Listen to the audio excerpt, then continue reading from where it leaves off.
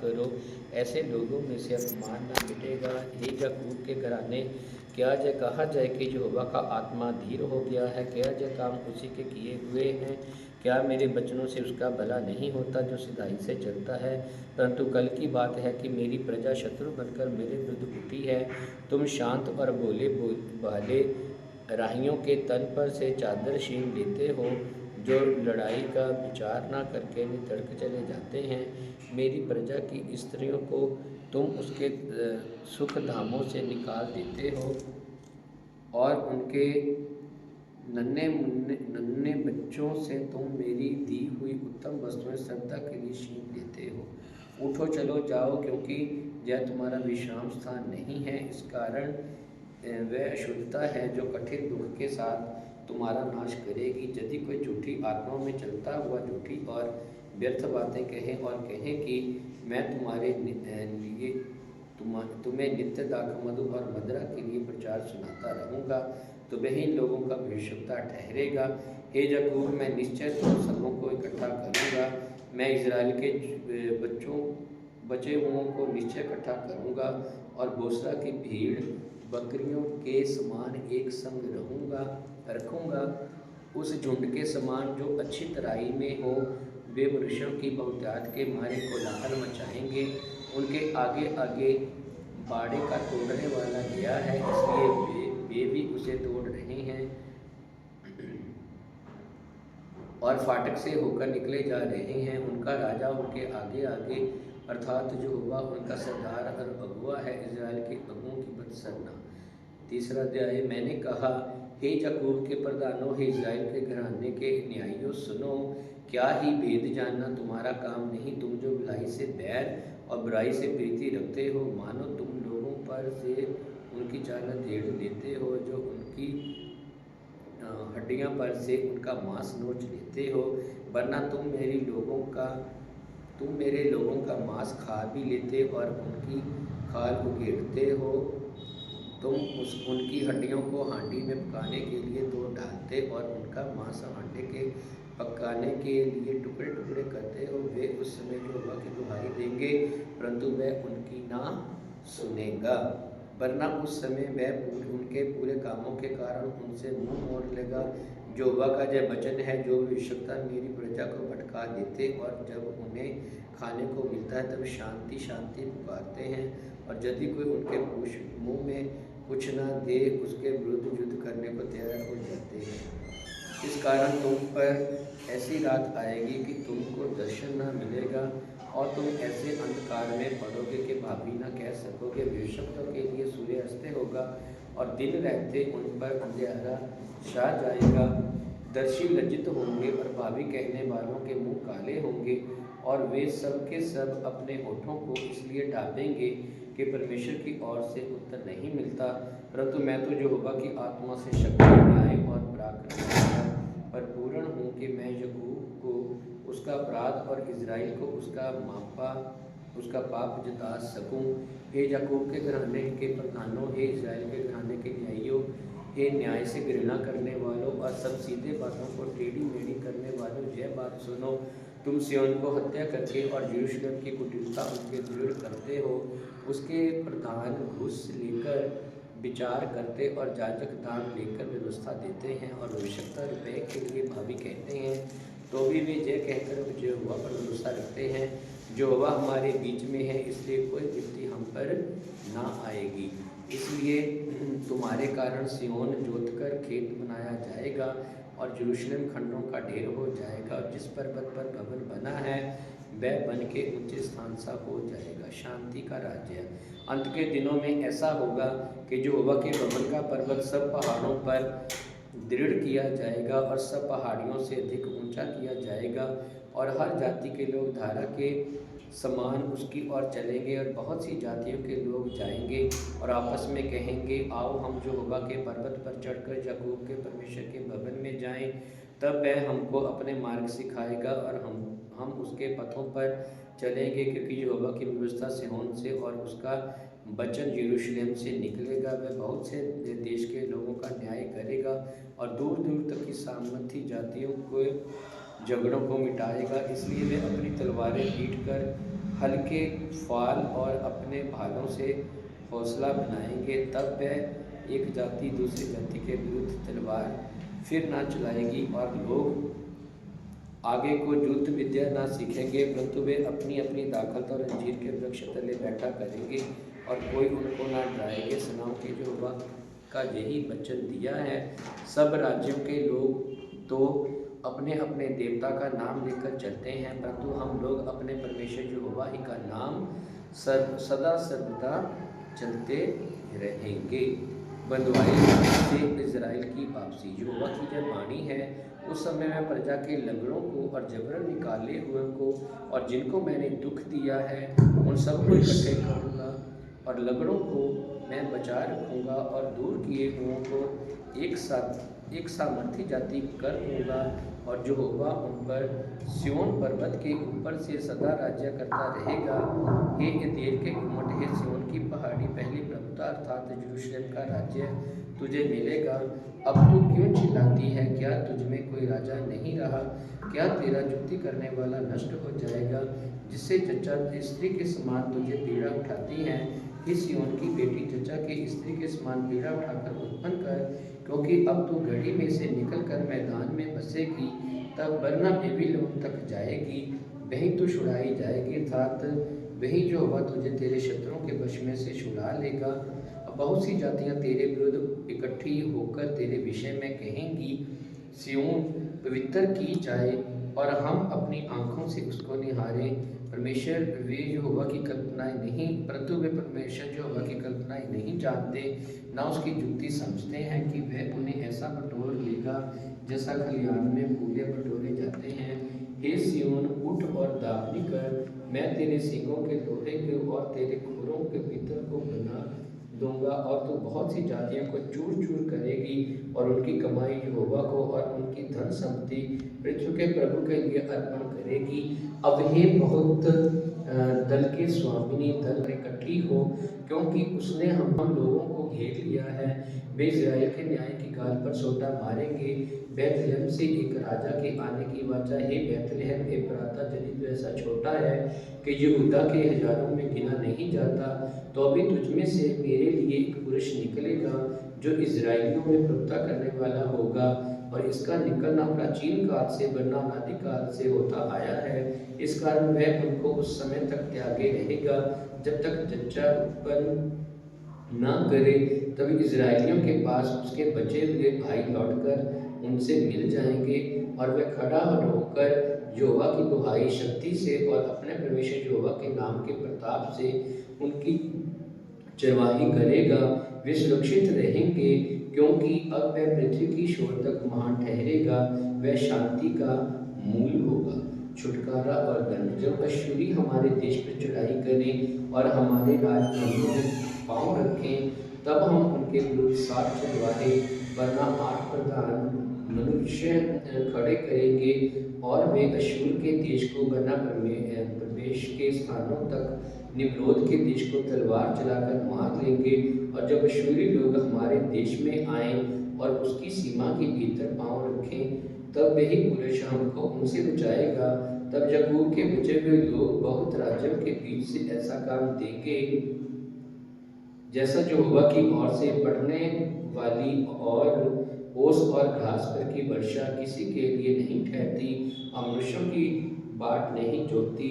याकूब के बचे हुए लोग जातियों में और देश देश के लोगों के बीच ऐसे होंगे जैसे वन पशुओं में सिंह या भेड़ बकरियों के झुंडों में जवान सिंह होता है, क्योंकि वह उनके बीच में से जाए तो लताड़ा और फाड़ता जाएगा और कोई बचा न रहेगा।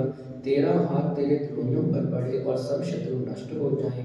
यहोवा की जब वाणी है, उस समय मैं तेरे घोड़ों का तेरे बीच में से नाश करूंगा, तेरे रथों का विनाश करूंगा। मैं तेरे देश के नगरों को भी नष्ट करूंगा और तेरे किलों को ढा दूंगा। मैं तेरे तंत्र मंत्र का नाश करूंगा और तुझमें टोहने आगे को न रहेंगे। मैं तेरी खुदी हुई मूर्तें और तेरी लाठें तेरी बीच में से नष्ट करूंगा और तू आगे को अपने हाथ की बनाई हुई वस्तुओं को दंडवत ना करेगा। मैं तेरी अशेरा नामक मूर्तों को तेरी भूमि में से उखाड़ डालूंगा और तेरे नगर का विनाश करूंगा, और मैं जाति जाति से जो मेरा कहा नहीं मानता क्रोध और जलजलाहट के साथ बदला दूंगा। आमीन आमीन आमीन। मीका की पुस्तक 6वां अध्याय। इज़राइल के विरुद्ध परमेश्वर का अभियोग। जो बात यहोवा कहता है उसे सुनो, उठकर पहाड़ों के सामने वाद विवाद कर, पटरीले भी तेरी सुनने पाए। हे पहाड़ों और हे पृथ्वी के अटल नींव, यहोवा का वाद विवाद सुनो, क्योंकि यहोवा का अपनी प्रजा के साथ मुकदमा है और वह इज़राइल के वाद विवाद करता है। हे मेरी प्रजा, मैंने तेरा क्या बिगाड़ा है? क्या करके मैं तुझे उतार दिया है?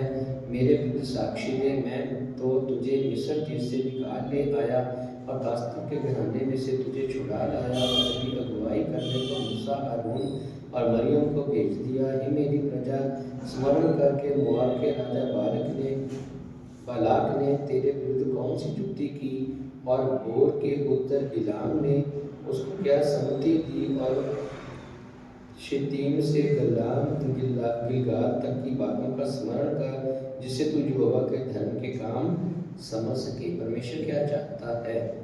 मैं क्या लेकर यहोवा के सम्मुख आऊं और ऊपर रहने वाले परमेश्वर के सामने झुकूं? क्या मैं होम बलि के लिए 1 वर्ष के बछड़े और उसके सम्मुख आऊं?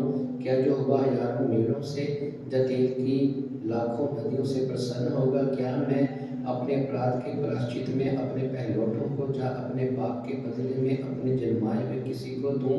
हे मनुष्य, वह तुझे बता चुका है कि अच्छा क्या है। यहोवा तुझसे ऐसे इसे छोड़ और क्या चाहता है कि न्याय से काम करे और कृपा से प्रीति रखे और अपने परमेश्वर के साथ नम्रता से चले। यहोवा इस नगर को पुकार रहा है और संपूर्ण ज्ञान तेरे नाम का भय मानना है। राजदंड की और जो उसे देने वाला है उसकी बात सुनो।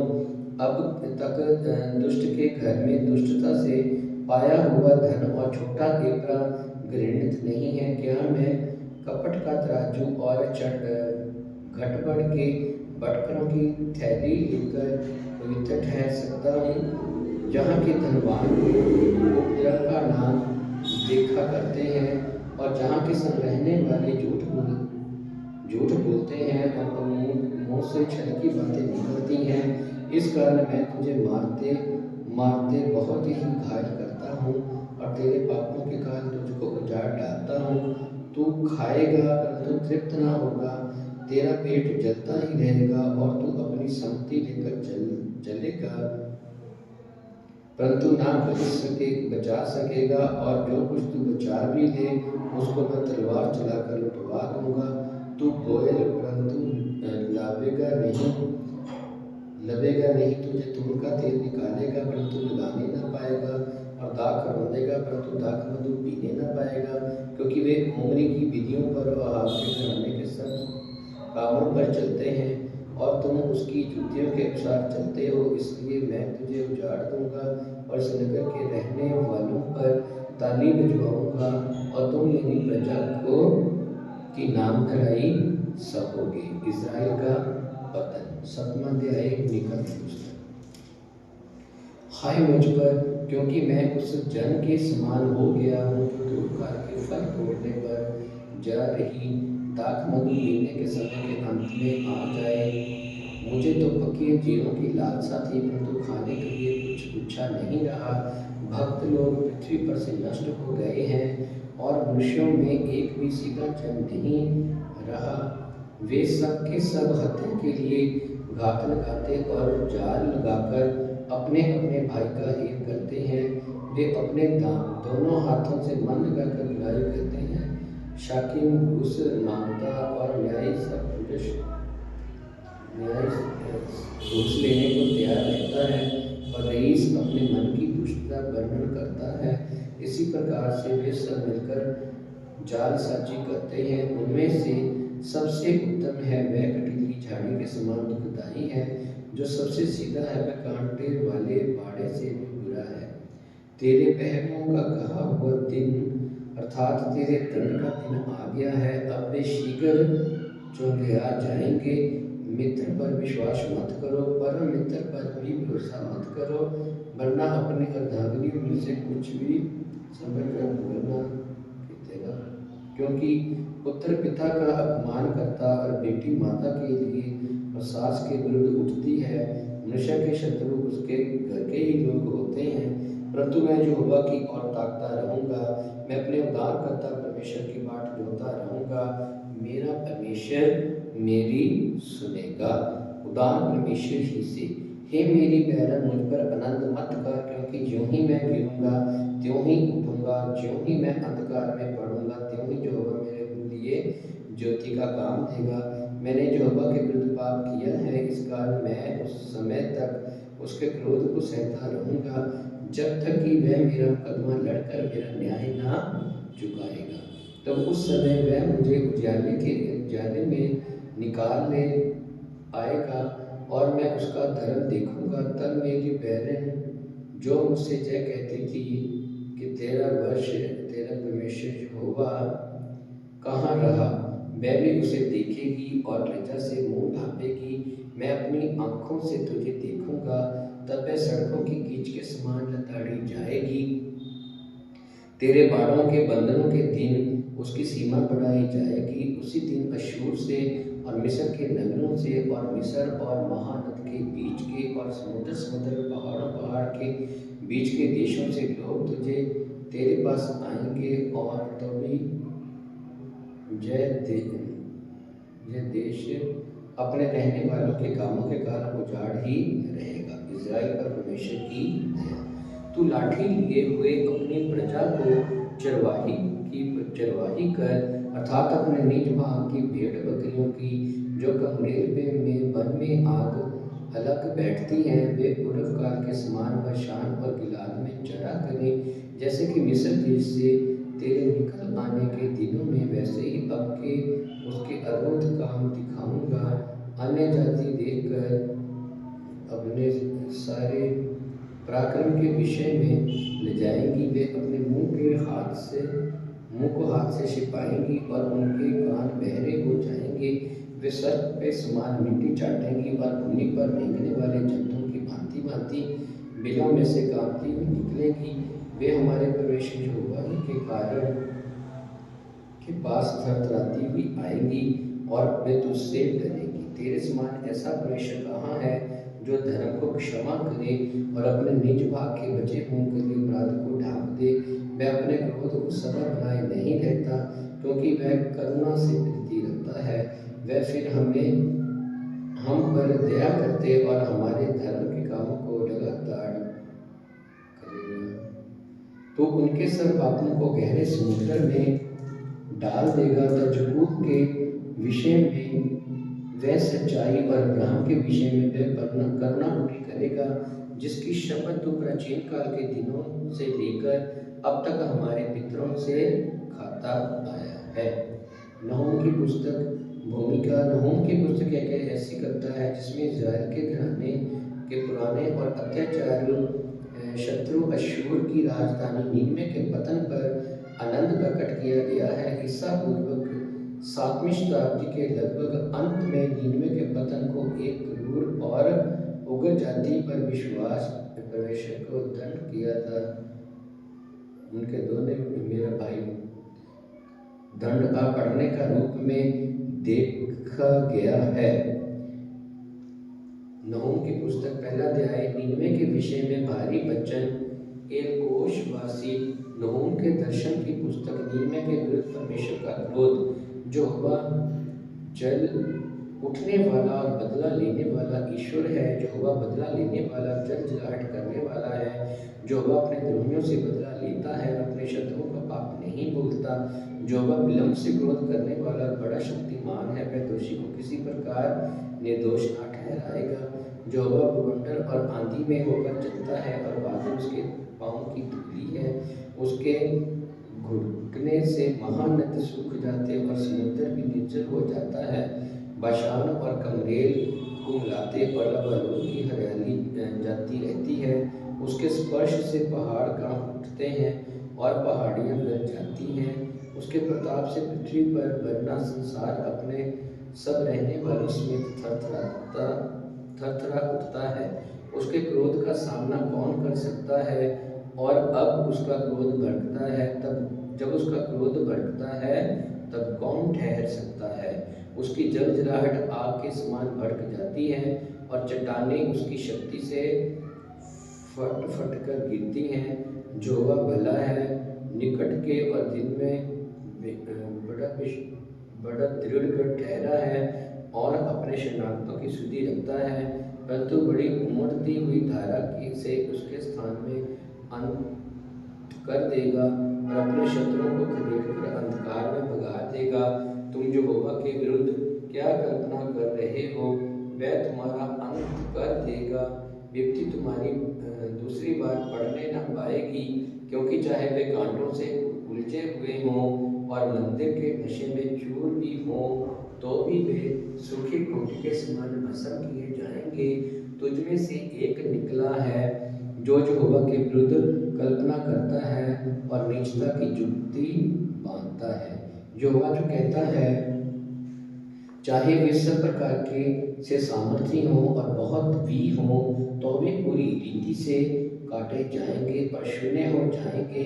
मैंने तुझे दुख दिया है, परंतु फिर ना दूंगा, क्योंकि अब मैं उसका जुआ तेरी गर्दन पर से उतार कर तोड़ डालूंगा और तेरा बंधन फाड़ डालूंगा। यहोवा ने तेरे विषय में जय आज्ञा दी है। आगे को तेरा वंश ना चले। मैं तेरे देवालयों में से गली और गड़ी हुई मूर्तों को काट डालूंगा। मैं तेरे लिए कब्र खोदूंगा, क्योंकि तू नीच है।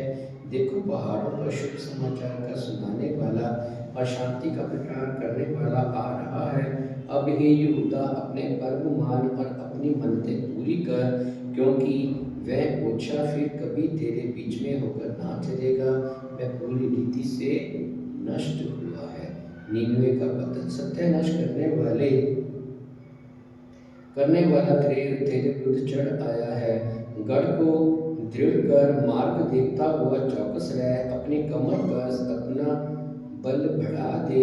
यहोवा याकूब की बड़ाई इज़राइल की बड़ाई के समान ज्यों की त्यों कर रहा है, क्योंकि उजाड़ने वालों ने उनको उजाड़ दिया है और दाखलता की सी डालियों का नाश किया है। उसके शूरवीरों की ढालें लाल रंग से रंगी गई और उसके जोधा लाल रंग के वस्त्र पहने हुए हैं। तैयारी के दिन रथों का लोहा आग के समान चमकता है और भाले हिलाए जाते हैं। रथ सड़कों में बहुत वेग से हाँके जाते और चौकों में इधर उधर चलाए जाते हैं। वे मशालों के समान दिखाई देते हैं और उनका वेग बिजली का सा है। वह अपने शूरवीरों को स्मरण करता है। वे चलते चलते ठोकर खाते हैं। वे शर्मना की ओर फुर्ती से चलते हैं और काठ का घुमट तैयार किया जाता है। नहरों के द्वार खुल जाते हैं और राजभवन गलकर बैठा जाता है।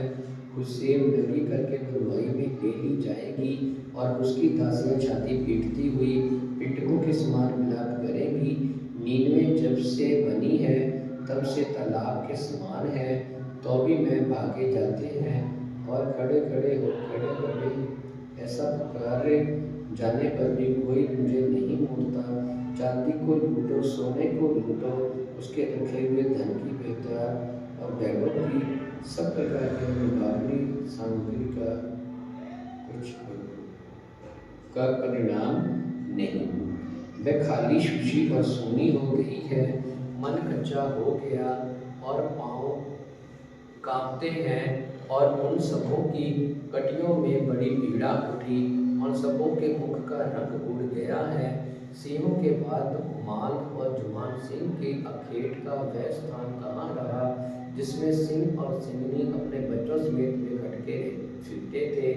सिंह तो अपने बच्चों के लिए बहुत आहार को फाड़ता था और अपनी सिंहनियों के लिए अहेर का गला घोट कर ले जाता था और अपनी गुफाओं और मादों को अहेर से भर लेता था।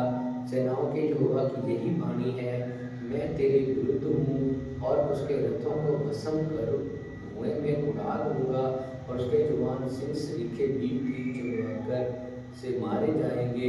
मैं तेरे हयेक को पृथ्वी पर से नष्ट करूंगा और तेरे दूतों का पुल फिर सुना ना जाएगा। हाय उस हत्यारी नगरी पर, वह तो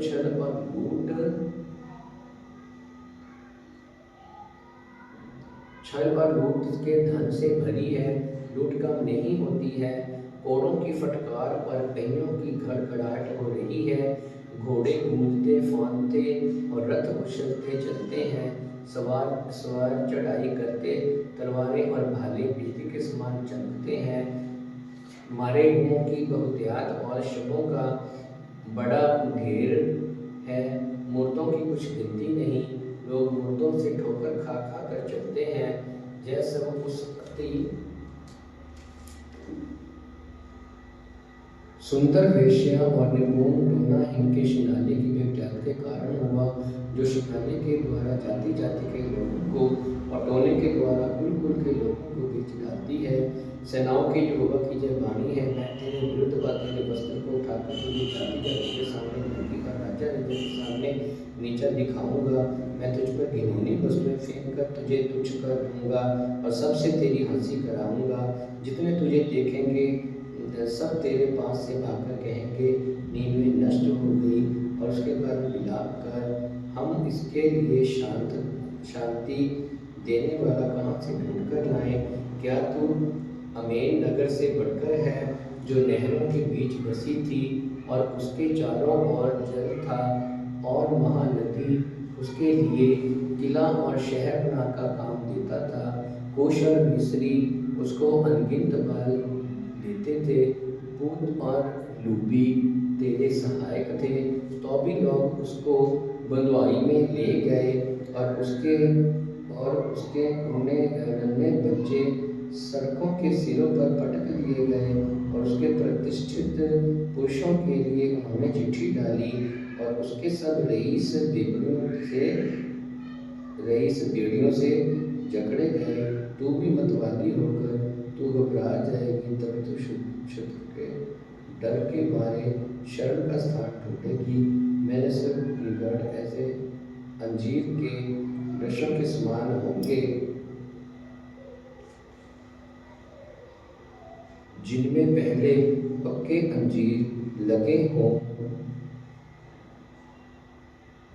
यदि वे हिलाए जाएं तो फल खाने वाले के मुंह से गिरेंगे।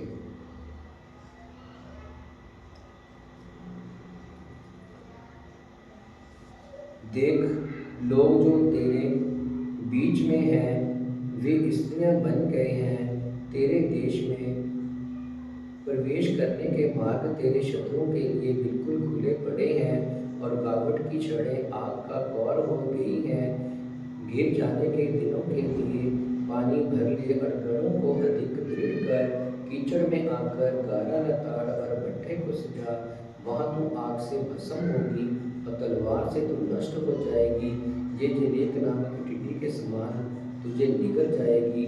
जब भी तू अब्र नामक टिड्डी के समान अनगिनत भी हो जाए, तेरे व्यापारी आकाश के तारागण से दिखकर गिनत हुए टिड्डी चट करके उड़ जाती है। तेरे मुकुटधारी लोग टिड्डियों के समान और तेरे सेनापति टिड्डियों के दलों सरीखे ठहरेंगे, जो जाड़े के दिन में पहाड़ों पर टिकते हैं, परंतु जब सूर्य दिखाई देता है तब भाग जाते हैं और कोई नहीं जानता कि वे कहाँ गए। हे शूर के राजा, तेरे ठहराव में चरवाहे घूमते हैं और तेरे शूरवीर भारी नींद में पड़ गए हैं। तेरी प्रजा पहाड़ों पर तितर बितर हो गई है और कोई उनको फिर इकट्ठा नहीं करता। तेरा घाव न भर सकेगा, तेरा रोग असाध्य है। जितने तेरा समाचार सुनेंगे वे तेरे पर ताली बजाएंगे, क्योंकि ऐसा कौन है जिस पर तेरी लगातार दुष्टता का प्रभाव ना पड़ा। आमीन आमीन आमीन। हबक्कुक की पुस्तक भूमिका।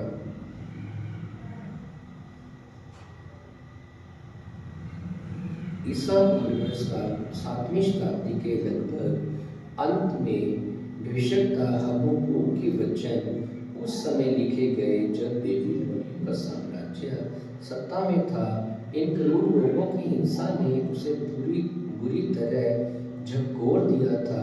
इसलिए उसने परमेश्वर से पूछा, फिर तू विश्वासघातियों को क्यों देखता रहता है, और जब दुष्ट निर्दोष को निगल जाता है तब तू क्यों चुप रहता है।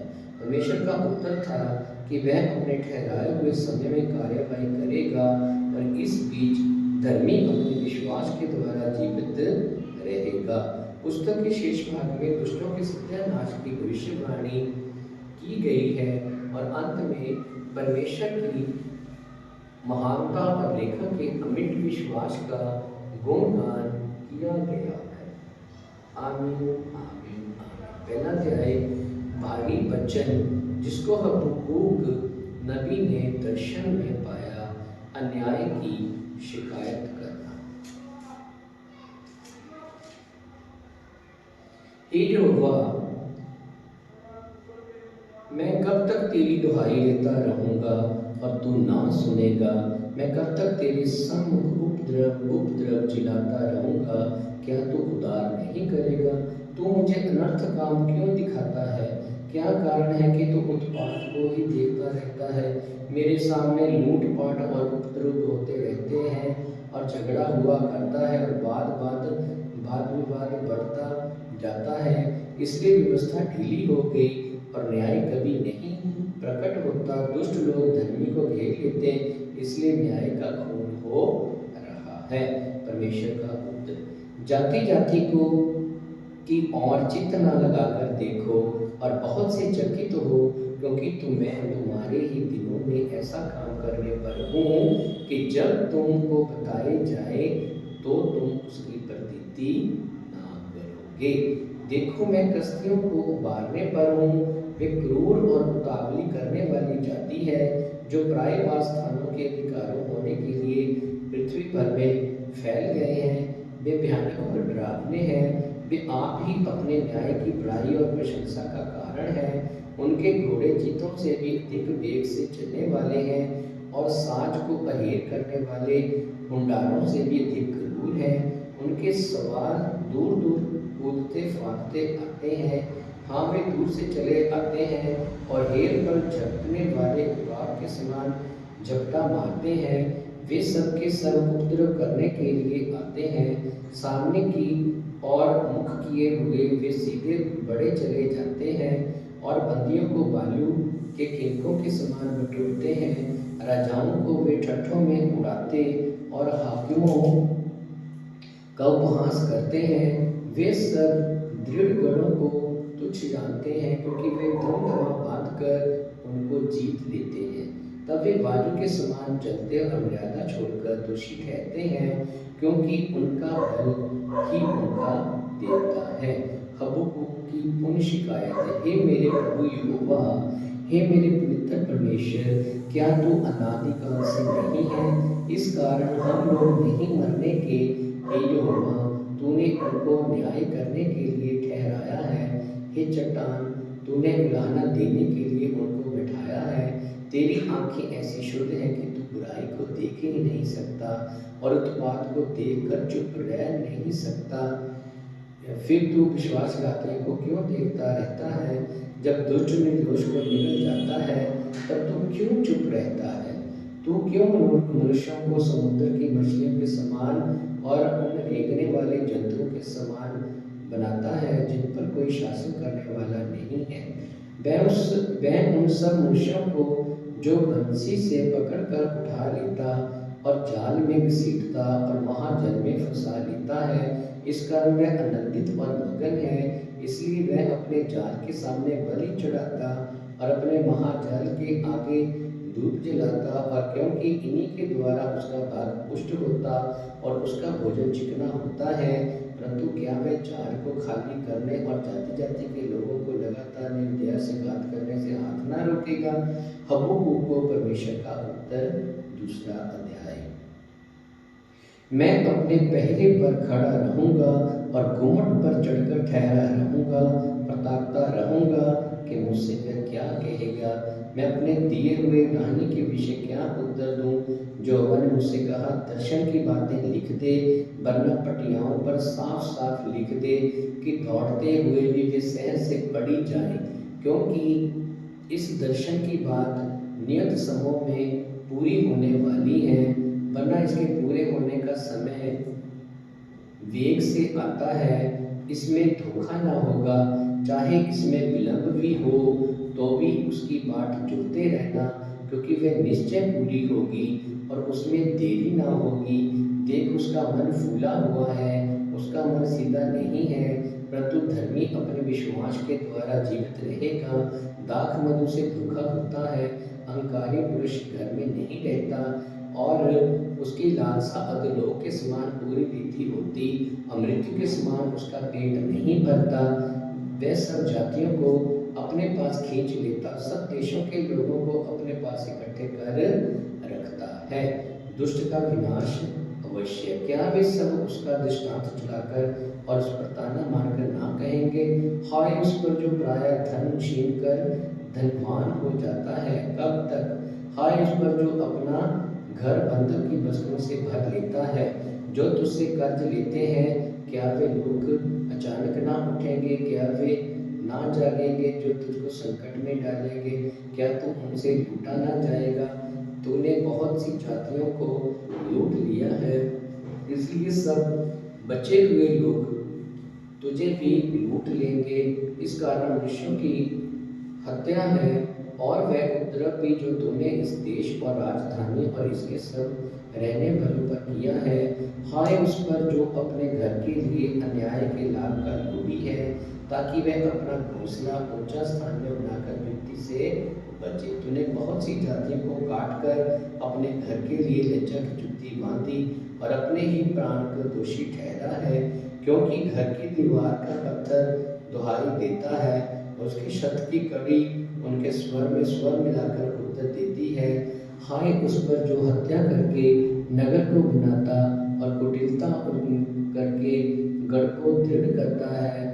देखो, क्या सेनाओं के यहोवा की ओर से यह नहीं होता कि देश देश के लोग परिश्रम तो करते हैं, परंतु वे आग का कौर होते हैं, और राज्य राज्य के लोगों का परिश्रम व्यर्थ ही ठहरता है, क्योंकि पृथ्वी यहोवा की महिमा के ज्ञान से ऐसी भर जाती है जैसे समुद्र जल में भर जाता है। हाय उस पर जो अपने पड़ोसी को मदिरा पिलाता और उसमें विष मिलाकर उसको मतवाला कर देता है, उसको नंगा देखे। तू महिमा के बदले अपमान ही से भर गया है। तू भी पी और अपने को खतनाहीन प्रकट कर। जो कटोरा यहोवा के दाहिने हाथ में रहता है, वह घूमकर तेरी ओर भी जाएगा और तेरा वैभव तेरी छांट से अशुद्ध हो जाएगा, क्योंकि लबानोन में तेरा किया हुआ उपद्रव और वहां से पशुओं पर तेरा किया हुआ उत्पात, जिनसे वे भयभीत हो गए थे, तुझी पर आ पड़ेंगे। यह मनुष्यों की हत्या और उस उपद्रव के कारण होगा जो उस देश और राजधानी और उसके सब रहने वालों पर किया गया है। खुदी हुई मूरत में क्या लाभ देखकर बनाने वाले ने उसे खोदा है, फिर झूठ सिखाने वाली और ढली हुई मूरत में क्या लाभ देखकर ढालने वाले ने उस पर इतना भरोसा रखा है कि ना बोलने वाली और निकम्मी मूरत बनाए। हाय उस पर जो काठ से कहता है, जाग जा अबोल पत्थर से उठ, क्या वह सिखाएगा? देखो, वह सोने चांदी में बड़ा हुआ है, परंतु उसमें आत्मा नहीं है। परंतु यहोवा अपने पवित्र मंदिर में है, समस्त पृथ्वी उसके सामने शांत रहे।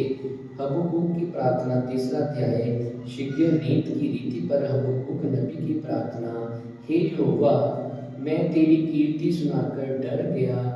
हे यहोवा, वर्तमान युग में अपने काम को पूरा कर, इसी युग में उसको प्रकट कर। क्रोध करते हुए भी दया करना स्मरण कर। ईश्वर ते मान से आया, पवित्र ईश्वर प्राण पर्वत से आ रहा है। उसका तेज आकाश पर छाया हुआ है और पृथ्वी उसकी स्तुति से परिपूर्ण हो गई है।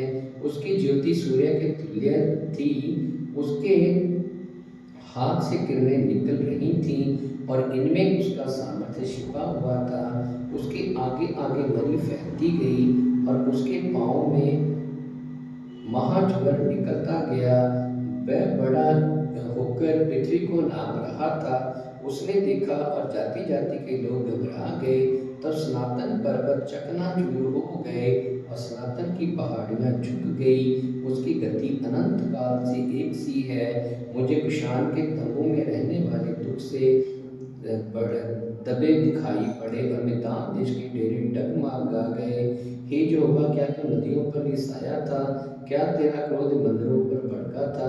अथवा क्या तेरी जलजलाहट समुद्र पर भड़की थी? जब तू अपने घोड़ों पर और उतार करने वाले बिजली रथों पर चढ़ाकर आ रहा था, तेरा धनुष खोल में से निकल गया खोल में से निकल गया। तेरे दंड का वचन शपथ के साथ हुआ था। तूने धरती को नदियों से चीर डाला। पहाड़ तुझे देखकर कांप उठे। आंधी और प्रलय निकल गए। गहरा सागर फूल उठा और अपने हाथों साथ लहरों को ऊपर उठाया। तेरे उड़ने वाले तीरों के चलने की ज्योति से और तेरे चमकीले भाले की झलक के प्रकाश से सूर्य और चंद्रमा अपने अपने स्थान पर ठहर गए। तू क्रोध में आकर पृथ्वी पर ना चल निकला। तूने जाति जाति को क्रोध से नष्ट किया। तू अपनी प्रजा के उद्धार के लिए निकला। हाँ, अपने अभिषिक्त के संग होकर उद्धार के लिए निकला। तूने दुष्ट के घर के सिर को कुचल कर उसे गले से नीम तक नंगा कर दिया। तूने उसके जो दाहों के सिरों को उसी की वर्षा से छेदा है। वे मुझको तितर बितर करने के लिए बवंडर की आंधी के समान आए और दीन लोगों के घात लगाकर मार डालने की आशा से आनंदित थे। तो अपने घोड़ों पर सवार होकर समुद्र से हाथ जट प्रलय से पार हो गया। यह सब सुनते ही मेरा कलेजा कांप उठा। मेरे होंठ थरथराने लगे।